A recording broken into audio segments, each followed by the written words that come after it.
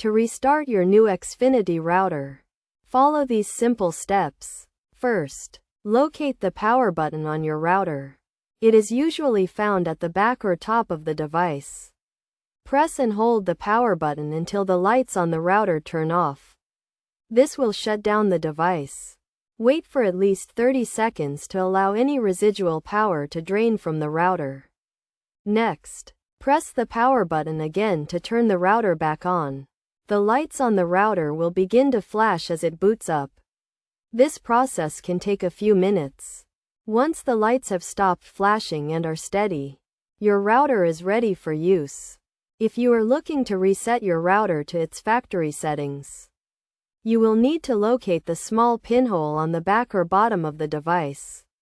This is usually labeled as the reset button. Use a paper clip or small pin to press and hold the reset button for at least 15 seconds. Release the button and wait for the router to restart. This process can take a few minutes. When the router has completed the reset process, all the lights will be flashing and then will settle into a steady pattern.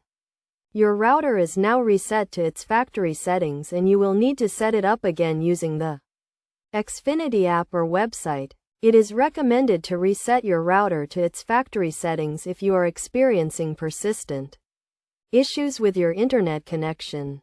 It is also important to note that resetting your router will erase all custom settings, such as your Wi-Fi network name and password. Make sure to have this information written down before resetting your router. By following these steps, you can easily restart or reset your new Xfinity router and get back to enjoying a fast and reliable internet connection.